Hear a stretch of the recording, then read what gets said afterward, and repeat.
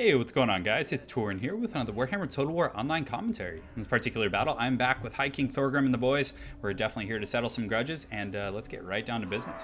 So as far as my army composition goes, I am facing off against the Wood Elves for reference. I do have a front line of Dwarf Warriors, and again, when you do bring Thorgrim, who does have the great Book of Grudges, and let's go ahead and take a look at all the stats for you guys, provides 8 melee attack to units and a pretty tight sphere around him, so you can see that kind of sphere of influence right now. It kind of hits these Dwarf Warriors on all the wings, so if you keep a relatively tight formation, you're going to get pretty good value out of that.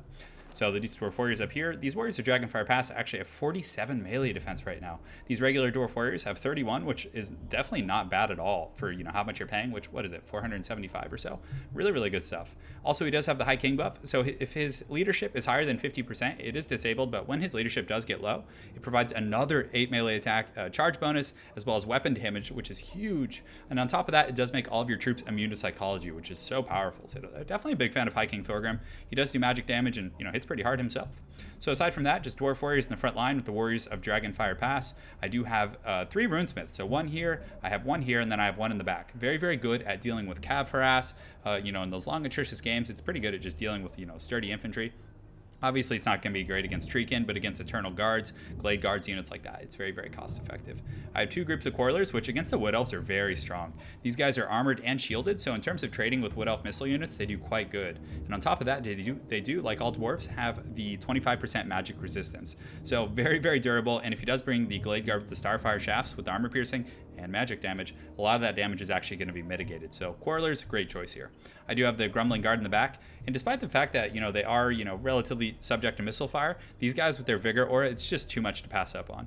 Late game, if you keep them with your main army, you'll probably notice that a lot of your troops are going to be, essentially fresh or very close to fresh, and that is just such a valuable ability to have at your disposal. So again, the Runesmith back here supporting, and that's pretty much it for my main core army. As far as artillery and other utility units go, I have some Dwarf Warriors supporting over here. I do have a cannon to deal with cav, and you can see it's turning to start firing at these Wild Riders over here. And then I decided to bring the Goblobber, and it's actually doing some really good damage to these War Dancers over here. So definitely getting some good value right out of the gates. And I did decide to hide some Slayers in the trees. So my opponent, he was flying forward pretty aggressively with this Great Eagle, probably not knowing that I had Slayers to support these, but again, we'll see what he ends up doing. As far as my opponent's army goes, he has 2 Wild Riders. He actually didn't bring shields on these, which is interesting. You usually see shields in the Dwarf matchup just to help them prevent, skirmishing abilities from, Quarrelers and Thunders or whatever else they decide to bring. But he does have 2 of these, and he's definitely going to be applying some heavy pressure on my back line. On top of that, he does have a Spellsinger with the Lore of Beasts, with the Flock of Doom, Transformation of Kadan, as well as, I believe, Pan's Impenetrable Pelt, so maybe he's going to use that on these guys. He does have a Glade Lord up here with the Arrows of Kurnus, I believe, or is this the melee Glade Lord? I'm not sure. I don't think it has the Arrows of Kurnus, though.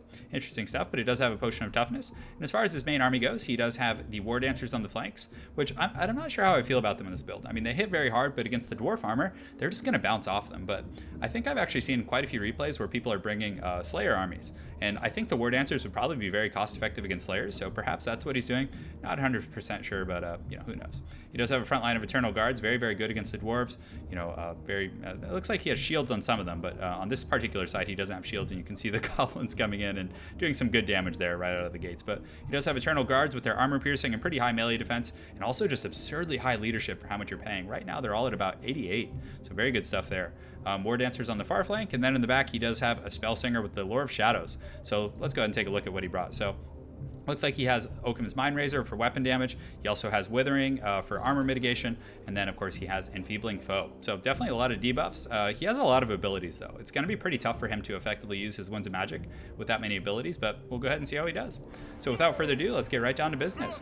So wasting no time, this Great Eagle does land in my Goblobber. And, again, the Goblobber is frightened, but still, I did have some Dwarf Warriors as well as Slayers there.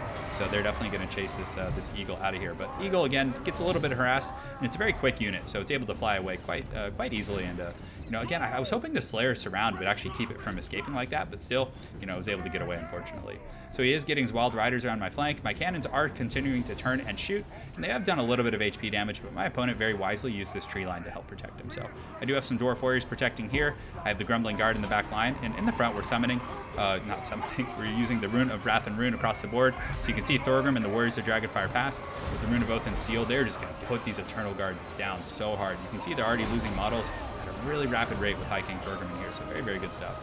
In the back line, I do have the Grumbling Guard kind of standing on top of my missile units, but my opponent gets a pretty good charge here. I always got to remember the Grumbling Guard don't have that charge defense, but still, they took almost no damage.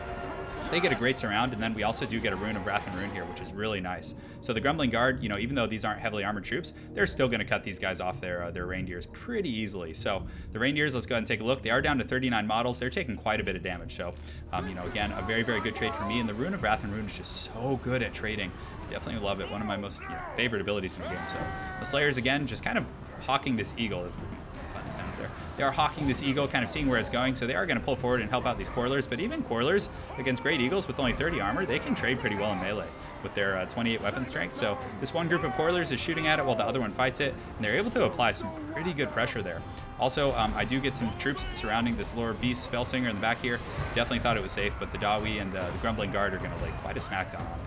On that same coin, the cannons are continuing to pressure these Wild Riders over here. And in the front line, these War Dancers are doing okay, but still, they don't trade terribly effectively with armored units, so it's going pretty well for me. But still, he did get a Summoned Manticore and was able to overpower this flank. So you can see one of my Dwarf Warriors was routed, but I do have 2 Runesmiths there, and you can see the Goblobber continuing to lay some pressure. He does get through, and my Coilers, I immediately pulled them back, seeing these Eternal Guards come in.